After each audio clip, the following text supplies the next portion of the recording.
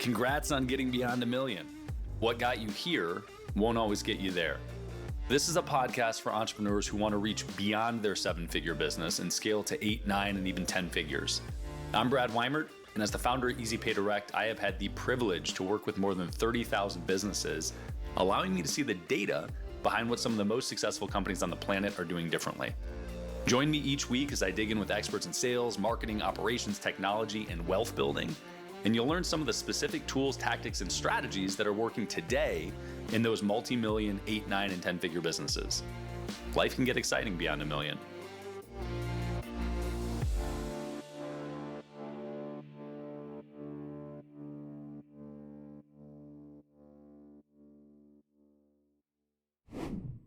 Today I'm talking to Nathan Hirsch.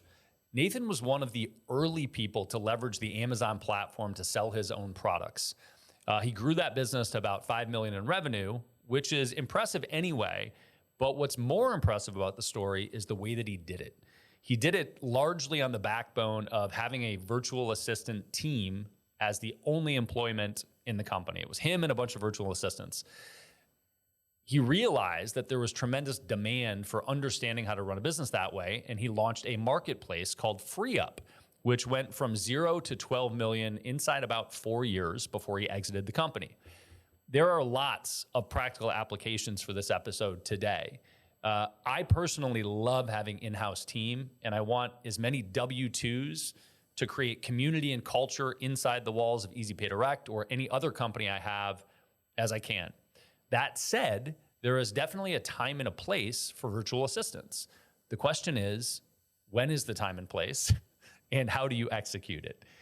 This episode gets very tactical on how to get virtual assistants moving and when not to use them. I love talking about it because it's an area to learn and learn from somebody that's doing very well with it and kind of dig into the details and ask really questions that I needed to know answers to. So I was scratching my own itch. I left with some takeaways. I trust you will too. Enjoy the episode. Nathan Hirsch, I appreciate you carving out time, man. It's good to get some time in here. Yeah, glad we can make it work. We had some tech issues to start it off, but all smooth going forward. Yes, I hope so. It reminds me of mid 2000s and dealing with downloadable video conferencing apps. Well, look, why don't we dive in? I want to, for people that don't know, just give a little backdrop on your story, and why don't we start there? Yeah, so I'm a longtime entrepreneur. I've never had a real job outside some college internships and high school jobs. I started a textbook business out of my college dorm room and started competing with my school bookstore before getting a cease and desist from my school telling me to knock it off and stop competing with them. So that was my first glimpse into being an entrepreneur. And I had this Amazon account. This was 2008, 2009. Amazon was more of a bookstore. And I was selling all these books on Amazon, and I started experimenting with other products, came across baby products and home goods. If you can imagine me as a 20-year-old single college guy with more hair selling baby products on Amazon, that was me. And this was a wild, wild west of Amazon. I mean, timing was everything. And I was running a multi-million-dollar Amazon business out of my college frat house, making every good and bad decision that a young entrepreneur can make. And from there, I had to hire people. I really didn't have a choice. My business was growing. I couldn't do it all myself. And I started hiring a lot of college kids. My first hire was awesome. My business partner, Connor, we've been working together for 10 plus years. After that, it was a pure disaster, hiring college kids who were drinking on the job, smoking on the job. I had to knock in their dorm room to wake them up. And that got me into the wonderful world of virtual assistants and built up what I called my VA army to run my Amazon business. Started offering these VAs to other Amazon sellers as more and more people started to learn what being an Amazon seller really was. And that turned into my next business, the FreeeUp marketplace, platform for people to hire pre-vetted VAs and freelancers. And that was fun. It was my first B2B business. I got to learn a lot about partnerships and SEO and marketing and clients and all of that. And we scaled that to doing $12 million a year by year 4. We were acquired in 2019, which is a whole nother story we can dive into if you want. And now my partner and I are focused on building a portfolio of boring companies that help other entrepreneurs. We have Outsource School that teaches people our hiring systems so they can just plug into their business to hire really good talent and keep them around. And we have two bookkeeping brands, Ecom Balance and Accounts Balance, one for e-commerce sellers, one for non-e-commerce and B2B companies. And we've got other ideas in the pipeline too. So long-time entrepreneur, always love just building companies. And that's a little bit about me. I dig it. Okay, well, let's back out of let's talk college bookstore days, because first of all, that's hilarious. I love the idea of competing with your college bookstore and getting slapped on the wrist for it. But 2008, as you mentioned, you called it the wild wild west of Amazon. That was pre FBA, right? That was before Amazon started doing this fulfilled by Amazon program, which, for those that don't know, is really one of the huge levers that Amazon had. They allowed external sellers to sell on their platform, and they would do all the delivery for them. How did that business go? Because the transition to FreeeUp was much later than that, right? So how long did you do that, and what was kind of the scale and scope of that? Yeah, so we sold on Amazon for about 6, 7 years. We sold 25 million over that time. We peaked at around $5, $6 million a year. And at the beginning, we thought we were going to take down Amazon. And by the end, Amazon had changed a lot of their algorithms and had made it harder. And we were still running it, but it wasn't much fun. We were just selling other people's products and really at the mercy of Amazon and their changes. But the whole idea came from drop shipping, which I didn't even know it was called drop shipping until years later. In my mind, I said, hey, I don't have money to buy inventory. I don't have any place to store inventory. I was living in my dorm room at the time, and there's all these US manufacturers that have products and they didn't know anything about e-commerce. So I started off just going to this website, slickdeals.com, and they had a deal of the day. And whatever the deals of the day were, I would post them on Amazon and sell it and just buy them on Slick Deals and get them shipped to the customer and pocket the difference. And then I started going around Slick Deals to the actual manufacturers of these products and said, hey, I can get you additional sales. I'm good at getting sales on Amazon. Really, back then, Amazon, it was just list a product and it sold. We weren't really doing anything. There was no PPC at the time or anything like that. And they kept my credit card on file. Whenever we got an order, we would email it to them. They would ship it. We'd track it on our side. And it was a lot of manual work because there wasn't that much software back then. So we had VAs that would fulfill the order, send it over to the manufacturer, track the shipping, make sure it got there, ask the customer for feedback, edit the listings if the pricing changed or it went out of stock before it sold. And that was really the whole business. And we worked with 300 plus US manufacturers just drop shipping products. And over time, they slowly realized they didn't need me. They could just sell the product themselves on Amazon. But for the first 5 years, it was great. I love it. I love the arbitrage. So that was sort of like, I'm piecing together the timeline here. That was so not fully fulfilled by Amazon, but the opportunity to list products on Amazon. I mean, I guess it sounds like it is FBA, but just not in the same form that it is today. We didn't do any FBA. The only time we do FBA is on returns, but we're not talking that many. So everything was drop ship, fulfilled by merchant. They'd place an order with us on Amazon. We'd reach out to our manufacturer, say, hey, ship it here. They would ship it, charge our credit card, and we would just pocket the difference and obviously have it marked up before we sold it. So to you at the time, Amazon was really your traffic store. Right. It was our sales channel. We experimented with other marketplaces as well, but nothing was even close to Amazon. This was their big boom of right about then. Sure. One of the things that I'm always thinking about today, or very often thinking about, is your own e-com brand versus an Amazon store, right? Versus posting products on Amazon. At the time, and you use the term marketplace, which I want to dig into in a little bit here, but at the time, did it occur to you to do the e-com store, the independent? Did you go down that path? What were the ups or downs to that for you? Yeah. So about year, maybe 4 or 5, we did want to launch our own store and we had a choice to make. We could either use Shopify, which was brand new at the time and they had a store ready to go, or we could hire developers to build our own store. And we chose the wrong one. We should have used Shopify.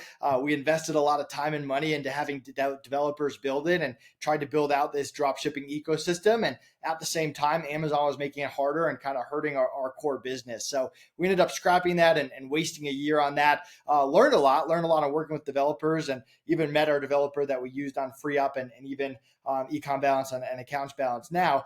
So it wasn't all for nothing, but that was definitely just a learning lesson there. But we never actually launched our own store that had any sales. Yeah, we have. I mean, at Easy Pay Direct, we predominantly are working with people that have their own ecom brands, right? But a lot of them also do Amazon because there's so much traffic there. And as a consumer, I I very regularly look at somebody's ecom store and then look it up on Amazon just Right. because the checkout process is easier, right? Um, what so I find that kind of conundrum curious. And today it's different than it was then. But the other thing that I find curious is the decision to move. So you said at the peak you were doing, about 5, 6 million a year. What in your head, what allowed you to say, hey, now is the time to shift? Because for a lot of people, there's this balance of, am I giving up or is it time to close this business? And I think that's a struggle for a lot of entrepreneurs in general. Beyond a Million is brought to you by Easy Pay Direct. If you're an entrepreneur and you are still using a product like Stripe or PayPal to accept payments, it is time to find out why the largest names in your industry would never consider doing that.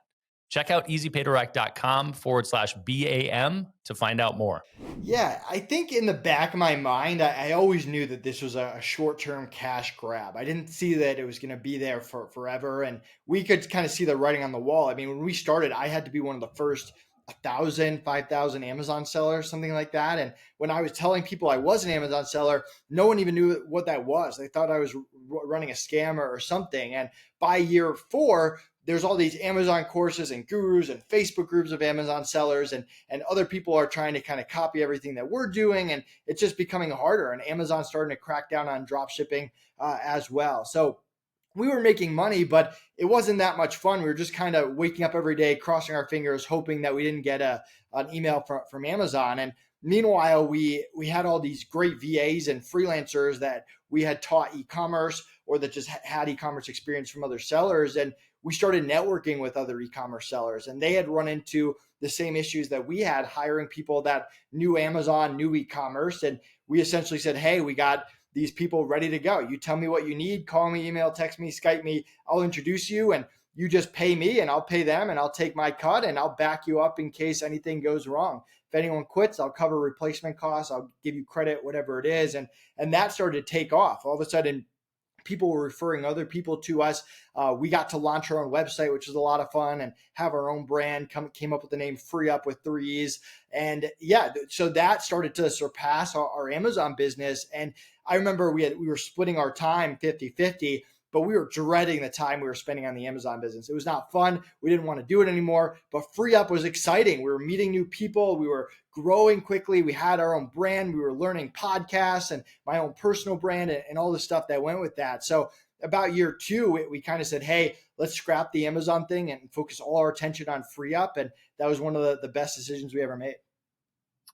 And FreeeUp, correct me if I'm wrong, but in my poking around before this call, FreeeUp, year 1 you did 1 million, year 2 you did 5, year 3 was 9, year 4 was 12. Is that accurate? Yeah, we grew very quick.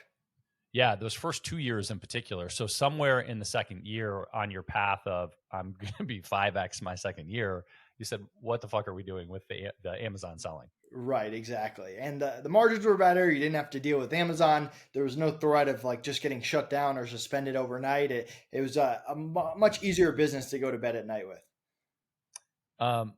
Okay, but here's the big question. FreeeUp ultimately, and maybe it transformed into this, and this is the story I want to hear, but creating a marketplace for anybody is a daunting task, or it seems to be, because it's the chicken and egg scenario, right? You Right. need a whole bunch of resources and you need a whole bunch of buyers, but you kind of need them at the same time. So how did you think about doing that, or did you think about doing it, or did it happen naturally, or what was the pivot point there? Yeah, I mean that is the hardest part of a marketplace. And I talk to people all the time that are starting a marketplace, and I kind of give them that same thing. It's a chicken or the egg. It's tough because you don't want too many VAs or freelancers and not enough clients because they'll leave. And vice versa. If you have clients with no VAs and freelancers, they're not going to work with you anyway. So the competitive advantage we had is we already had these VAs and freelancers from our Amazon business. And we had a team leader, Chicky Ann, who's my favorite VA ever, who knew a lot of people in the Philippines. And we moved her from running our Amazon business to being our head of recruitment. So we had these people ready to go. We gave all of them out to different e-commerce clients. We ran out of VAs and freelancers, and she helped us build this recruitment program. And just like we would market to clients, we had to spend equal amount of time marketing to VAs and freelancers. It got to the point where we were getting 1,000 applicants a week to get on the FreeeUp platform, and we would let in 1 out of every 100. We only wanted the best out of the best, and we were quick to kick people off. If you got bad reviews from a client, if you weren't communicating, if we had to chase you down in any way to find out what's going on or where a project is, you were gone and you were never getting another client from us again. And we set really clear expectations with anyone on the platform, but also built really good relationships with them. We wanted them to be super happy. We wanted to know everything that we could possibly do to make it good for them, just like it's good for the clients. And we built a lot of great relationships. Now, the other thing we did is we created a referral program from day one. So anyone you referred to FreeeUp as a freelancer or a VA, you would get 50 cents for every hour that they would bill forever. So you would make money just by referring other people. And the same program on the client side, if you referred a client, you'd make money for every hour they billed forever. So that off the ground helped us get lots of referrals. If you're a freelancer and you're getting all these clients, you're going and you're posting on Facebook, hey, there's this awesome new marketplace. It's tough to get in, but if you get in, they'll have clients ready to go. And same thing on the client side. I remember someone calling me being like, hey, I'm in a conference in China and someone told me about FreeeUp. I need a customer service VA. And in my mind, I'm thinking, I've never been to China. This is cool. People are talking about me in other places. So that was definitely a key to getting off the ground and balancing that out. There were a lot of things that I think are takeaways there. One, obviously, was the referral program, right? The referral program sounds like it was let's ignore the fact that you had a magic person over there that was just grabbing other VAs that she knew or he knew. But the referral program, huge juice to getting those applications, getting a whole bunch of additional VAs to come in. And I think that applies to basically everybody when you look at recruiting. And that's whether you're recruiting your own staff members or you're looking for clients or partners. But it led to ultimately the ability to cut people quickly. So curating a good marketplace where essentially the product that entrepreneurs were getting, the VAs, was super, super high quality. That's a scary proposition for entrepreneurs. It's kind of like firing bad customers, right? They're bringing in revenue for you, and to cut the cord or to say, hey, you are not our ideal client is a very hard thing. But the resolution to doing that, what makes it easier is if you have so much volume that you don't even want to deal with the bad clients because you're going to make it up with the volume anyway.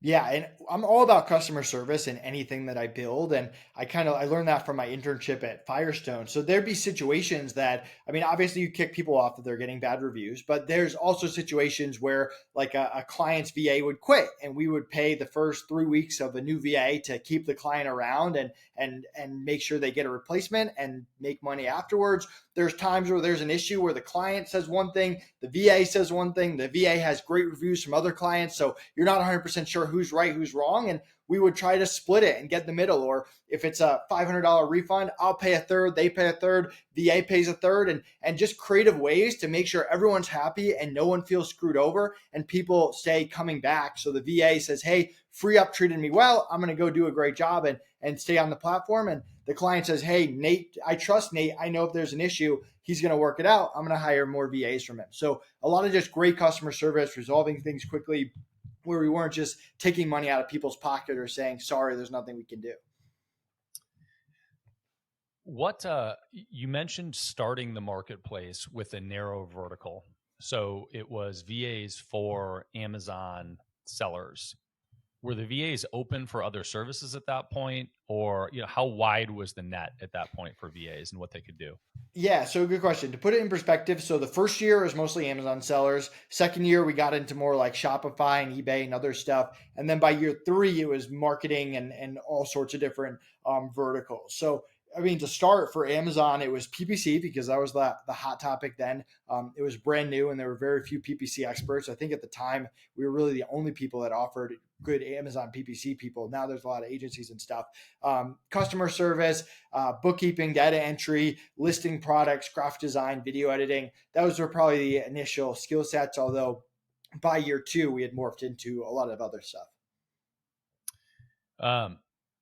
And at the end, yeah, I mean, everything from funnels to designing website to Facebook ads, Google ads, like you name it. We were in all sorts of stuff. We always stayed away from like anything sketchy. Like if even like drop shipping was becoming more sketchy by the end of it. So we would stay away from a lot of that stuff. Trying to think of what else was sketchy there. But like any MLM stuff, like we really wanted only legit services that, and I apologize if anyone listening to MLM, we just didn't want to take any risks with our business. yeah. Well, it's funny there. I mean, look, any industry or area, it's a range of quote unquote sketchiness. And without 100%. question, there are certain industries that just lend themselves to more sketchiness. And now, like you said, drop shipping is one of them. But the devil's in the details, right? So how you drop ship makes a huge difference. Right. Drop shipping from China versus the US makes a huge difference. I know a good one. Fake reviews, stuff like that. Like no one could hire my VAs to leave fake reviews on their Amazon product. Anything like that, we would stay away from. Got it. So one of the questions that I think entrepreneurs have in general around VAs, and I want to talk mechanics of that business a little bit more, but tactically, screening for good VAs is tough.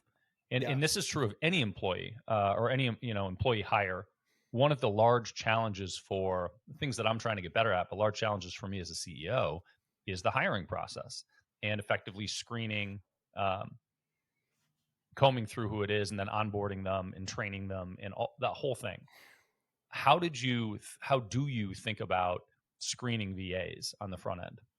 Yeah, so keep in mind, we were a marketplace, and this is the beauty of the motto, is we didn't train anyone. There was no situation where we took a VA and said, we're going to teach you Amazon, we're going to teach you customer service. We were a marketplace for the top 1% of VAs and freelancers. You need to already have the skill, already have the experience. So for us, we always look for 3 things whenever we're hiring someone. And it's the same thing when we were vetting people again on the platform: skill, attitude, and communication. And skill's pretty straightforward. If you say you're good at Amazon PPC, you got to be good at Amazon PPC. You don't oversay what you're good at, and you're honest.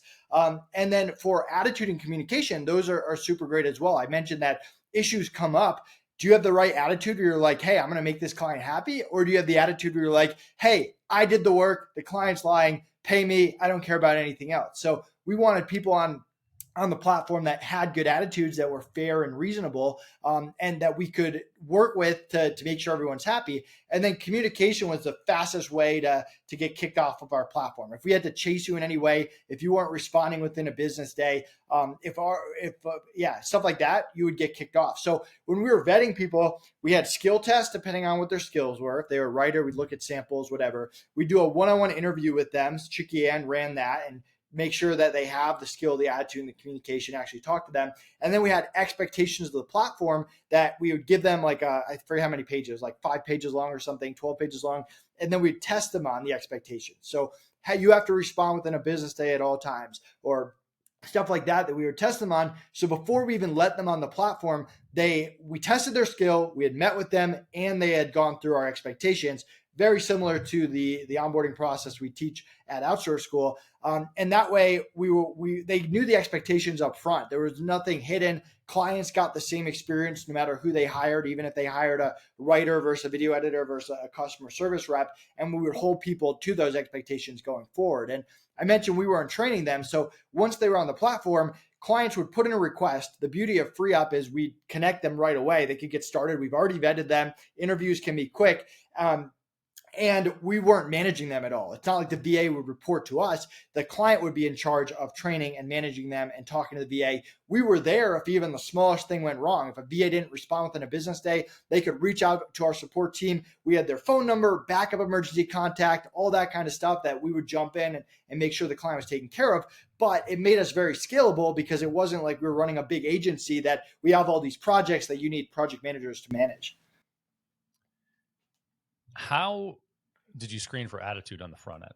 I think that's one of the toughest things is to think about values, and you used attitude, which I like, but values are in the Venn diagram. There's an overlap there. Right.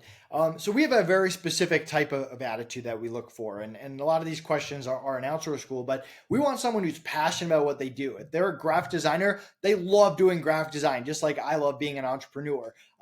They love self-improvement and growth. They're always trying to learn. They're trying to read books. Or they're not saying, hey, I'm the best web developer out there. They're saying, hey, I'm good, but I'm always trying to get better. And a year from now, I'm going to be better. They care about something besides money. We all like money in some capacity, but that can't be your number one thing because you can't compete with other companies on money. There's always someone out there that can pay your people more than you can. So they have to care about self-improvement or stability or growth or becoming a leader down the line or buying into the company. And then the last thing is like buying into FreeeUp. We wanted VAs and freelancers that love FreeeUp. We didn't want to just be another platform that would that they can get a job to. Like no one's loyal to Upwork. If you get a client on Upwork, you're trying to get them off Upwork as quickly as possible to get the fees, to reduce the fees. We wanted people that wanted to stay on FreeeUp and become friends and family with the other people on FreeeUp. We had these big group chats of all the graphic designers and all the writers, and we wanted people that cared about that and valued community. It wasn't just a job board of them. So I agree, tough to vet for, but that's what we looked for. And we had a lot of questions that kind of dug into what someone was really about. So from a marketplace perspective, uh, you know, obviously they're different, but a lot of the words that you're using in fundamental ideas apply to anybody creating any company, right? You're talking about creating sort of an ethos inside of the marketplace for the VAs in the marketplace.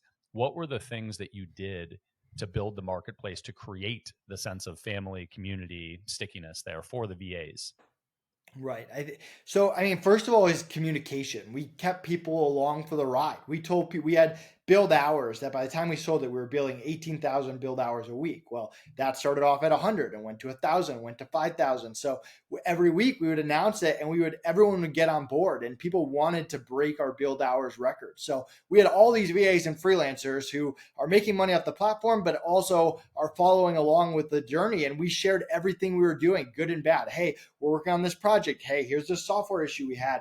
And so they felt like they were a part of it. They were a part of it. We would share the good, bad, and the ugly. And the second thing is just listening to feedback. We want to know, like, what do you like? What do you not like? People wanted a job board. We created a job board. They could see that we were acting on their feedback really quickly. And then the last thing is knowing that me and the rest of the team had their back. So when a client issue did come up and a client was being sketchy with them, we had a client who like sexually harassed one of our VAs, or like there's random, like this didn't happen a lot, but over 4 years, stuff happens. We would make sure the VA was taken care of. Hey, we blocked that client. You get an apology from us. We paid you something. We helped you get a new client. Like that's the kind of things that people remember. And again, not all issues are black and white, that it's the VA's fault or the client's fault. So people after a while knew that we had their back. We weren't just saying, hey, like client's always right or something, even though we make sure the client was happy. So combination, getting them to buy in, communication, listen to their feedback, and treating them well when stuff just happens, because stuff happens in business. So obviously you're a proponent of VAs. Inside, and it makes sense with the story that you have in your journey through selling on Amazon, leveraging VAs for that. While you were building FreeeUp, what was the makeup of your own team? How many full-time employees did you have internally, and how many VAs were you utilizing to execute that? Yeah, we actually have a case study. If someone goes to outsourceschool.com/case study, or just go to Outsource School, scroll down on the bottom, you can grab it, and it shows the exact hires we made year 1 through 4. By the time we sold it, we had 30 full-time VAs in the Philippines running everything from customer service to hopping on sales calls to recruitment to matching what we call tickets, matching the jobs that came in to the freelancers. And we had no US employees. So when we sold it, we were doing $12 million a year, no office, no US employees, 30 VAs in the Philippines running all aspects of the company. We had thousands of VAs and freelancers on the platform, but our internal team was 30 people. Wild. So you and a business partner and 30 VAs? Yep. My partner, Connor Gillivan, follow him on LinkedIn if you're not already. He's awesome. And our developer, Russell, who we still work with to this day. And outside of that, it was all VAs in the Philippines. Wild. That's awesome. And where did Russell come from? Did you say you found him on one of the platforms? No, Russell was actually the developer on our Amazon business that helped us build the Phil website. Not anything his fault. He's a great developer. It's just a bad idea to invest the time and money to do that. So we got to know him and learned about development. And with FreeeUp, I mean, one of the things that helped us when we sold it is we had our own marketplace. We built it from scratch. It was an MVP. We got it out there. It did very little. It just tracked VA and freelancer time, and that was it. But by year 4, it did everything. It had the affiliate programs built in. It did payments automatically, new clients sign up, job boards, you name it. And when we sold it, that was a valuable piece of the sale because no one else had that software. What caused you to sell it? Yeah, so to kind of put it in perspective, this is 2019, so pre-COVID. We didn't enter the year saying, "Hey, we got to unload this thing," but we were making a good amount of money, super lean business, very cash positive, very profitable, and we kind of knew that there would be interest in selling it, but we loved the business and we loved our team. And one of our clients actually approached us and said, "Hey, we own a company called the Hoth. We have a conglomerate of businesses." Mark Hargrove, David Martin, two great entrepreneurs. We buy businesses. We don't start them. We want to get into the VA freelancer space. We use FreeeUp. We like FreeeUp. Would you guys be interested in talking about an acquisition? And like anything else, we heard them out and they ended up making us a really good offer, life-changing money. And at the time, you're weighing a bunch of stuff. I mean, first of all, we had gotten this business to 12 million. To get it to 25 would have taken some pretty big structural changes. I don't know if we could have done it with just 30 VAs. Maybe we would have had to hire US people, and could have gone well, could have gone poorly. We'd also had seen what had happened with our previous business, the Amazon business, where things are going well and it can change quickly, and we had to lay a lot of people off, and we didn't want to go through that. We wanted to take a large percentage of the sale. I should say large percentage, but a good chunk of money from the sale, $500,000, and give it to our team in the Philippines and make sure they were taken care of. And could we sleep at night if we turned that money down and then drove the business into the ground? Again, pre-COVID, economy was at an all-time high. Real estate was looking good. Everything was looking good. So we thought, hey, it might be a good time to buy. A year from now, it might not look the same. And these are really good buyers. It was a cash offer. They knew what they were doing. They'd grown other businesses. We did due diligence on them. They took really good care of their team and their clients. So we didn't want to sell it to someone who'd hurt our reputation. So all that was weighing in our mind. We kind of said, hey, if we're going to sell this thing, we got to make the best decision possible with the information we have. There can't be regrets. There can't be looking back. So that's what we did. We moved forward, making the best decision possible. And at the time, kind of crossing our fingers, and it all worked out. We couldn't have sold it to better people. They honored their word. They paid us every penny. They treated our team well. Our team still works there. Our reputation's still intact, hopefully, knock on wood. And yeah, it all kind of worked out. But the most stressful 6 months of my life by far. So cash offers, I mean, you can structure purchases a million ways. And very often, entrepreneurs are pinned to the business and do not get the entire thing on the way out the door, right? It's not like, oh, we're going to buy your business. Bye-bye. And they just take it from you. Usually there's some sort of earnout and some situation where you're expected to stay for a period of time. Were you on as an employee after the sale for any period of time? Yeah, I shouldn't have said cash offer. There was a portion up front. There was an earnout, which we ended up getting all of it. But they were very successful entrepreneurs. They didn't have to get some huge bank loan or something. That's kind of what I meant by that. So yeah, so did we have to stay on? So we did not stay on. I did not want to. This is the advice I tell people because I have friends who are entrepreneurs who sold the company and became employees of that company and hated it and wanted out so quick. So for me, it was like, if we're selling it, we're done. We're moving on to something else. I think the agreement said 90 days. We were probably out of there in 40 days, and we were part-time pretty quick. So they've bought companies before. They know to get the founders out as quickly as possible. They had a good plan. They hired people. We were there if they had questions. And for the next few years, like here and there, they'd be like, hey, we want to make this change. We want to run it by you first and stuff like that. But we were out of there pretty quick, and that was that. A lot of people, again, there are a million ways to sell a business. People that proactively tee things up to sell frequently talk about structuring things for the sale, looking at ways to amplify the value, and then go out and seek buyers. Do you have, and it sounds like for you, it was fortuitous, timing seemed to line up, and you took an opportunity. It was a bird in hand situation. Do you have any regrets about the exit? And is there anything that you would have done differently? No, I don't have any regrets. I mean, there might be a world where maybe we could have gotten more money, but I'd rather get slightly less money and sell it to good people that I wasn't going to end up in like a lawsuit with down the line or arguing for years. Like there's a certain peace of mind that was good. And I mean, it was life changing money. It kind of allows Connor and I to start businesses and, like every entrepreneur, just try stuff and see if it works, see what works, what fails, and all that. And it's a lot of fun. And it allowed me to buy a second house and move to Colorado and become foster parents and all the stuff that we were able to do. So no regrets there. I think we build our businesses to be sellable in the sense that they're very lean, they're cash flow positive. There's no office, there's no overhead. We hire a lot of VAs. So those are the kind of businesses that I think people like. And I think the biggest key, and I heard for 4 years that like I wouldn't be able to sell FreeeUp because I was the face of FreeeUp. But it's very easy for someone to come in with their own marketing team with a different marketing plan and get clients in a different way. I wasn't like running the operations. I wasn't doing the fulfillment. We had a great team that did that without me. And that's what people look for when they're buying. No one wants to buy a company where the owner is doing every single piece of fulfillment and really involved in the operation. So I think that was the key there. And the best advice I ever got was to do due diligence on the buyers, just like they were going to do it on us. And we wanted to know everything about them, their net worth, their success, their failures, how they treat people, their plans for FreeeUp. We want to know everything. And we kind of came to the conclusion that they had the same values as us.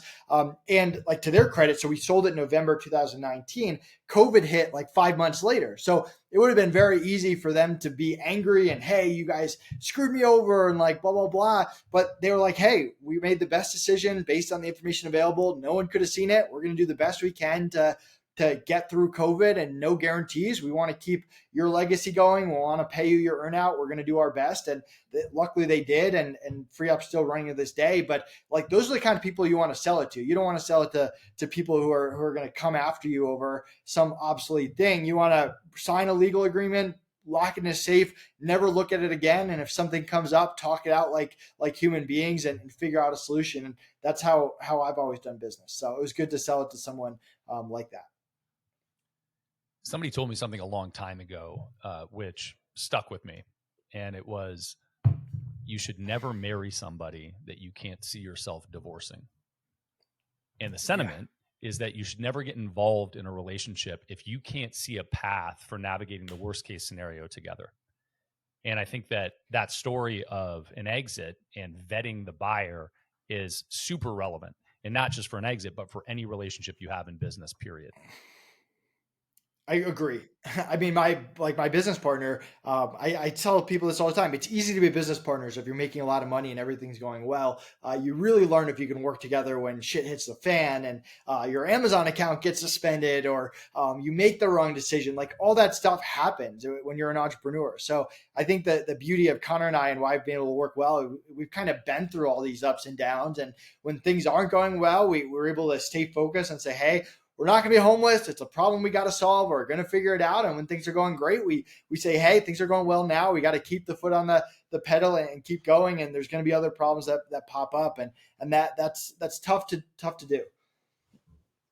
It is. Yeah. It's one of the reasons that I like doing extreme athletic feats, because at some point in the journey, and it's not a question of if, it's when in the journey, is it going to go sideways? And are you going to be completely mentally and physically and emotionally exhausted and confronted with the reality of interacting with humans in that state? And the parallel is, of course, the Amazon account getting shut down, things going sideways. How do you confront each other as partners? Yeah, I love that. One of the things that you said when you were talking about the possibility of scaling between 12 and 25 million, taking it to the next level, was, hey, I'm not sure if we could do it, or if we did, I don't know if we could do it with 30 VAs in the Philippines. We might have had to start hiring US employees.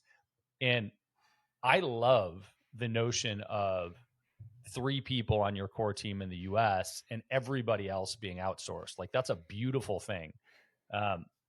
As somebody that, well, I'll leave my own preferences aside. I think they've been well stated on this show in the past, but I think it's a beautiful thing. What is the difference for you? So in your head, when you say, hey, going from 12 to 25 might have required internal employees, what is it that full-time employees in-house offer you that VAs don't, or vice versa? Yeah, it's less about that. I mean, so we've got like a full-time US controller for econ balance and accounts balance, and she's awesome and she's great, and she offers a different skill set than a lot of the Filipino bookkeepers that we have. I think my mentality from it was we might make less money short term in order to get to making more money, and you don't necessarily know you're going to get to making more money. Like there's companies that invest in growth, but they end up in a position where instead of being at 12 million with a great profit margin, they're at 18 million, but they're making less money than what they did at 12. And that was a real possibility because we would have had to hire way more expensive US employees. And maybe we could have figured it out and we made the wrong decision selling, and we could have gotten it to 50 million and be making way less money, made way more money. But there's always a possibility of the other way too. And we would have had to invest a lot more into infrastructure, and that would have cut down on the kind of the beauty of FreeeUp, the simplicity, the leanness, the flexibility that we had. So there would have had to just be drastic changes that came with their own risk. And if someone's offering you that money up front, you kind of have to weigh that versus the chances of you getting to that next level with a higher margin, if that makes sense. Yeah, it makes total sense. And I think it's hilarious when drop shippers, e-com stores, et cetera, talk about their gross and the volume they did when I know that they're all ad driven, running at like a 2% margin or Right. 5. You get it. Exactly.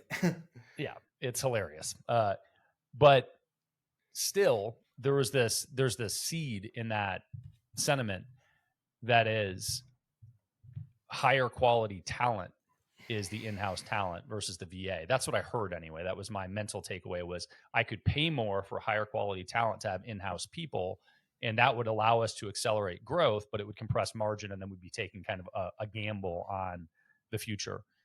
Is that an accurate sentiment? Yeah, very accurate. I mean, there are VAs that I'd put against any U.S. person out there, and there are VAs that they're VAs for a reason, and they serve a purpose, and we love working with them. But if we hired someone in the U.S., it would come with a much different skill set, and obviously cost a lot more. Yeah, so skill set might be one of the reasons to go in-house versus outsource then from that perspective. Are there others? Do you think communication is better? Do you think it's easier to get a culture fit? What are the other things that would have allowed you to accelerate with a full-time in-house versus outsourced VA? Yeah, I mean, we probably would have had to hire more high-level developers to automate a lot of stuff if we really wanted to get scalable. That's part of it. We probably would have had to hire like a full-time US manager at some point to kind of oversee more of the operation stuff. Yeah, there's different stuff like that. I mean, we focus on communication, so I think our VAs communicate at a very high level. If anyone here uses us for bookkeeping, like they talk one-on-one with our bookkeepers, they speak perfect English, they can explain stuff in a way that most entrepreneurs can understand. So I definitely think about it that way. But you're right. I mean, I think there's an expectation when you get to a certain size that someone can always talk to you as person, and that's not really what we offered at FreeeUp. It's an interesting question for me. It's an interesting discussion point because there's this illusion for, and maybe it's not an illusion, but there's a narrative out there for kind of the nomadic entrepreneur where everything is outsourced and they're living on their laptop in Bali. Most of those people do not make very much money. Most of them. Most of them have a lifestyle and post on Instagram and that's it. That's the gig. And you know what? Awesome. That's great. The only point of contention that I have there is purporting that that is a path to scale and that you are making a shitload of money doing that. And it's very rare. So I think it's for people that are running, 8-9 figure companies or working towards that. The question of when you use a VA and when you don't is an important one. And you've clearly done a very good job of utilizing them and are a huge proponent. Are there roles in? So I like digging into this, but I want to go to the next chapter as well. But one of the takeaways that I'd like to hear are sort of delineating when you think people should use VAs and when you think they shouldn't? Are there certain roles that you think are relevant for entrepreneurs, or is it not role based? How do you approach which one you pick and when? So I like to push the limits on what you can hire a VA for. For if anyone's in outsource school, I mean, we have SOPs on how to teach your VA to close clients and be salesmen. How to have VAs build your website or do development work, or do your SEO. Like you can push the limits. Now there's a expectation that I have where if you're doing anything for the first time, there's certain things you want to try before others. Like I always encourage people, let's say you want to go on podcasts. We have a podcast outreach formula. That's one of our most popular SOPs in outsource school. That's a pretty great place to start hiring a VA for. You're going to learn a lot. You're going to get comfortable working with someone in the Philippines. They don't get you on podcasts, you're going to be completely fine. Like those podcast hosts are going to forget who you are in a year. And so like starting small and building up is the way to go. Like hiring your first VA and making them a salesperson representing your company could work if you follow our SOPs, but there's a pretty big learning curve there. So Connor and I are very experienced doing that. And there's any role that comes up, we always think VA first. And if that's not possible, then we'll turn to the US. But that's because we've been doing it for 10 years and you want to kind of start somewhere. And that's kind of why after we sold FreeeUp, we created Outsource School where it's like, hey, here's our process for interviewing, onboarding, training, and managing VAs, keeping them around, and plug that into your business. And then here's all of our SOPs from podcast outreach to customer service, which is a lot more training intensive, to sales, to lead generation, that you can kind of pick and choose where you're at and what you're comfortable with, and kind of over time input those SOPs into your business. I like it. So what I heard was if you have a very structured role where there's a very clear SOP that you can hand off, that's a very good use case for a VA. Yeah, there's three types of people you can hire. You got followers, doers, and experts. The followers are the VAs. They have years of experience, but they're there to follow your system, your process. If you don't have a sales process, a lead gen process, a customer service process, you can't just hire a VA and say, hey, go get me sales, go get me leads. They're there to follow your systems. The doers are the freelancers, graphic designers, writers. You're not teaching someone how to be a graphic designer, but they're not consulting with you. They're there to do that one thing. They do that one thing 10 hours a day. And that's what you're using them for. And you're hiring them more project-based. And over time, the beauty of it is you can build a Rolodex of reliable people that whenever I need a website page or a graphic designer or a blog article, I don't have to post a job. I just have these people I've used in past companies that I can just go to. And then you got the experts, the high-level agencies, coaches, consultants that should be coming in with their own systems and processes. And as an entrepreneur, you can't learn everything. You can't take a course on everything. At some point, you're going to have to hire someone that is an expert in something you're not good at that can just come in and hit the ground running. So knowing before you make any hire whether you need an expert, a doer, or a follower is incredibly important. And your hypothesis here is that the experts are easier to hire in a non-VA fashion. I mean, experts kind of their own challenges hiring because it's tough to test people on something that you're not an expert in. And there's ways around that, like getting referrals. Like for bookkeepers, we have our CPA who can help us tell if a bookkeeper is good. So there's creative ways around that. But it's not necessarily, they all kind of come with their own pros and cons. They just need to be managed differently. Like a VA, the whole goal is to find out if they're good before you spend 2 months training them. You don't want to train them for 2 months and then realize they're not good. That's a bad use of time and money. For the expert, you want to make sure that they actually are an expert and that they have the same values before you sign on to their retainer or 6-month contract. And for doers, it's all about setting it up so that you've got different segments. You're not hiring someone to build a 20-page website and looking at it when they're done. You're having them do 1 page, giving them feedback, making sure that they can address feedback. Then you're giving them 2 more. So each one kind of has their own managing style that we go through in Outsource School. That's a cool framework. Okay. So I guess before I close the FreeeUp chapter, what was something you would have done differently in building a marketplace? What do you feel like you did not execute well and you would have taken a slightly different path on if you were to redo it?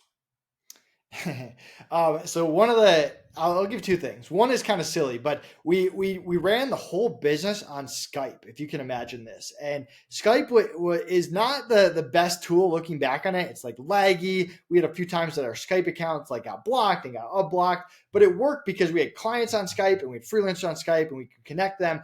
But the second that the Hawk bought us, they got rid of Skype and moved everything to Slack. And now I love Slack and I use Slack on all my companies and would never go back. So that's kind of a silly one that if I could go back, I probably would have just done everything on Slack from day one. And the second one was just the software. I mean, I'm a big proponent of minimum viable product. I'm not a big risk taker, even though I'm an entrepreneur. Like I start my companies with $5,000 or less. I don't really invest into them until they prove that they can actually make money. But in this case, FreeeUp probably would have grown faster if we had invested in software earlier, if we had a bigger software budget in year 1, 2, or 3. Now, it could have gone sideways and I could have wasted a lot of money on software. And I've seen a lot of people do that where they spend $200,000 on software and then they realize there's no market for whatever it is they built. But in the FreeeUp specific case, we probably could have invested more and had more functionality by the time we sold. Yeah, that's an interesting conversation for people that have always done things with their own money and taking the bootstrap approach versus the funded community. And it's just a completely different mental outlook on how to grow a business. I've talked to many people on the show, but also just friends who communicate with me and say things like, "What's your burn rate?" I'm like, "You're not asking the right question, sir." I'm not negative. So you close the FreeeUp chapter, which opens the doors to do something else. Entrepreneurs handle exits differently. Sometimes there's a crisis period afterwards. Sometimes they dive immediately into the next thing. I want to hear what you did, but I also want to hear obviously you went into a new business. What do you look for when you're starting a new business, and how did you approach this transition? Yeah, so we sold it in November 2019. The original plan was to take a year off and travel, and I had all these travel plans. I didn't think I'd see my business partner for a year.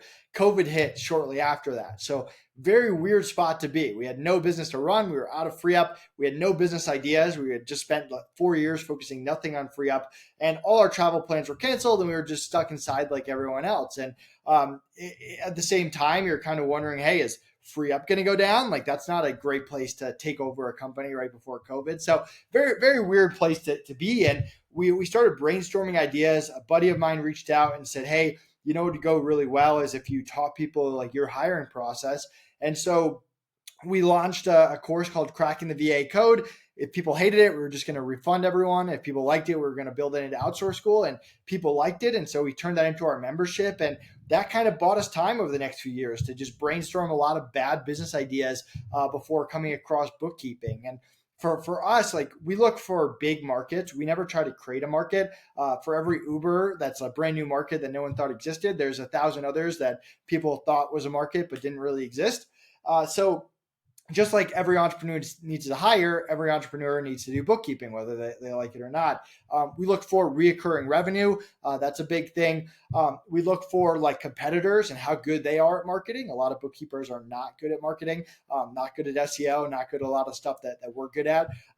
And we look for like, what else? Guess I'm blanking there, but like how like lean can we get it off the ground? Like what will it actually cost to go? Like I said, I like starting companies with $5,000, and I don't want something that's going to take a lot of software and stuff like that. So that's kind of the basis. And we've always loved finances, whether it's personal finances, business finances. We kind of went through our own journey with bookkeepers where we tried doing it ourselves, and we tried hiring college kids, and we tried dumping our CPA the year and then doing it quarterly, and then finally realized we need to do it monthly. And hiring a bookkeeper from day one of FreeeUp, one of the best decisions we ever made, because when we went to sell it, we had immaculate books going back to day one, and helped us make good decisions along the way. So we had a lot of just bad ideas over the next 2 years before coming across bookkeeping, and we really like the space, and it's been fun kind of doing something outside of the VA freelancer space. Is it outside of the VA freelancer space? So you started with a course functionally on how to hire and train a VA, how to get the right VAs. And then you moved into Ecom Balance is the current venture, right? Yeah. And are you supplying bookkeeping VAs in that proposition, or what's the business model there? No, so we have two bookkeeping companies, Accounts Balance and Ecom Balance. They both offer the same thing. We only do one thing, monthly bookkeeping. Charge you on the first, books by the 15th each month, income statement, balance sheet, cash flow, and an easy to read format for you to make decisions on with great customer service around it. We don't do tax, we don't do consulting. You're not hiring like bookkeepers from us. It's a bookkeeping service. You're assigned a bookkeeper. They have a senior above them, a controller above that, and that's all we offer. So it's a little bit more of an agency model. It's definitely not a marketplace. And yeah, I mean, we use a lot of the stuff for hiring because we use that in all of our companies. But the bookkeepers you get, these aren't like VAs we taught bookkeeping. These are high level bookkeepers. We just hired a CPA equivalent in the Philippines to be one of the bookkeepers on our team. And it's a hybrid. We've got US bookkeepers as well. So it's not just the Philippines. It's kind of the best of both worlds, kind of fair pricing with a high level of service. That's what we shoot for. So of course, you take everything that you've learned in other businesses and apply them to current ones, but we're definitely not offering VAs. Dig it. Yeah, that makes sense. But you're leveraging them as a part of the ecosystem. Right. Yep. I love it. Would you, so you kind of skirted around it. We got the story, but not how you think about it entirely. You gave me a couple things that you look for when starting a business, which was size of the marketplace, competitiveness of the marketplace, some other things that I'm forgetting. I got more. We also want a business that's around, that we think is going to be around in 30 years. Now, you could always be wrong, and 30 years is a tough place to project. But in 30 years, I would guess people are still going to hire other people. In 30 years, I'm going to guess entrepreneurs are going to still do their own bookkeeping. So we try to avoid like fads, like any kind of, oh, it's COVID, like we can sell mass online. Like we avoid any of that. We want long-term businesses that we see will be there. So yeah, those are just some of the things that we look for. Yeah, I don't know if there's more to that question.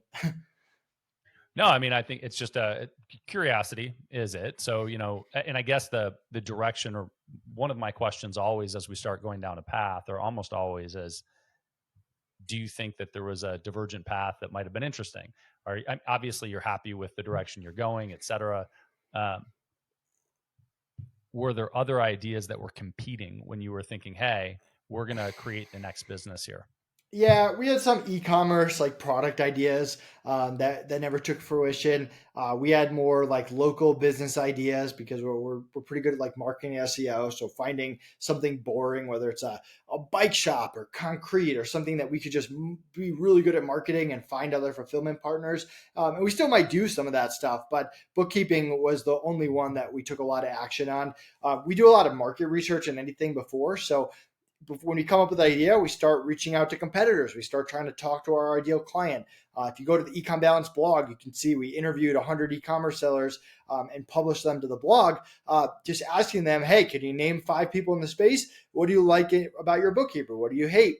What do you think about bookkeeping? Like all sorts of different stuff to get information. And we had this idea for like a luggage business. We kind of did the same thing, but we never got past market research because we said, hey, we don't think there's a market, or it'd be too expensive to start or something like that. So we kind of follow a process where we look for something, see if it checks boxes, and we do a lot of brainstorming. We do market research. And then from there, we try to get the minimum viable product out there, usually by giving people free work. So with FreeeUp, we gave people free hours of VAs. With the Outsource school, we gave people a discount on the course. With Ecom Balance, we gave people 2 free months of bookkeeping to let us break everything and kind of be our guinea pigs. And if people don't stay on after that, then you don't really have a business. So it's a great way to prove that you can actually land clients. If I'm like, hey, 2 months free bookkeeping, 2 months free bookkeeping, and no one takes me up on that, or after 2 months they leave, that's a pretty good sign that you don't have a business. So, but you've also not wasted a ton of time and effort on it either. So that's kind of how we approach anything that we start. That's great. Okay, I have to ask the question. One of the things that you said before we started recording was that you've been on 700 podcasts. Why are you on so many podcasts? What is and maybe it's just you enjoy it, but what's the goal for a podcast for you? Because today, by the way, getting on a podcast could serve, and maybe does serve, totally different purposes for people than it did when you started on podcast number one. Because 700, unless you're doing one a day every day, we're talking years ago you started this. Yeah, it's heavily skewed like at the beginning, right? So when I just like timing, I always say timing's everything. And it's the same with FreeeUp. Like when I was on my first podcast for FreeeUp, there weren't that many podcasts. I got on Entrepreneur on Fire and that kind of blew up and it was like a big deal. And it was like a quick, easy way to network with people in the space. And a lot of the influencers had a podcast and I would get in front of thousands of people at once. And I would just try to go on every e-commerce podcast. And I definitely overdid it. Like there was one week that I went on 5 podcasts a day for 5 days in a row. So I did 25 podcasts that week. And by Friday, I lost my voice and I didn't want to talk to anyone for the next week. So there's lessons from that as well. But I mean, for me, podcast is a great way to just get in front of your ideal audience, network. It's good for backlinking. It's good for SEO. It's good for getting your like sales pitch and just like talking points down and sharing stories. And it's very relatable. So now I'm a little bit more picky. Like I try not to go on smaller podcasts. I'm going on paternity leave in a few weeks. So I won't be going on any podcasts for a bit. And I've had time since we sold FreeeUp where I'll take 6 months off from podcasts and stuff like that. So out of the 700, 500 of them are probably during the FreeeUp days or maybe early Outsource school days. But yeah, I still believe in going on podcasts. And I think if you're running a B2B business, it's a great way to build authority. And I mentioned we have the podcast outreach formula. If anyone Googles that a lot of people use my method for getting on podcasts. You can see the one pager that I send you and all hosts and plug that into your business. But I probably like now I limit it. Like I don't do more than one podcast a day. I'm a little bit more picky. But I mean, podcasts were a big reason why we were able to scale FreeeUp. Awesome. I love it, man. Well, I appreciate you carving out time. I think there's lots of tactical and strategic takeaways there. You have mentioned a few resources, but are there any other places you want to point people? Or if they want to find out about Nathan Hirsch or Ecom Balance or anything else, where should they go? Yeah, follow me on LinkedIn. I post daily content every morning on the boring parts of business, hiring, bookkeeping, scaling companies. And go to outsourceschool.com. We got a free hiring packet you can grab and plug that into your business. If you go to Accounts Balance or ecombalance.com, we've got a lot of free resources. Our monthly finance agenda you can start running every week. We've got case studies, all sorts of different things. And appreciate you having me on. I'm pretty easy to find online. Feel free to reach out if you're listening. I love meeting other entrepreneurs. Nathan, thanks so much, man. Thanks. Love it. I hope you enjoyed the episode as much as I enjoyed doing it. I need your help. There are 3 places you can find Beyond a Million. The podcast itself, beyondamillion.com, which has some cool free resources, including a free course. And we finally launched the Beyond a Million YouTube channel. I would love it if you would go there and subscribe. And if you don't want to, you still would probably enjoy seeing the visual content. Check it out, youtube.com/@Beyond a Million.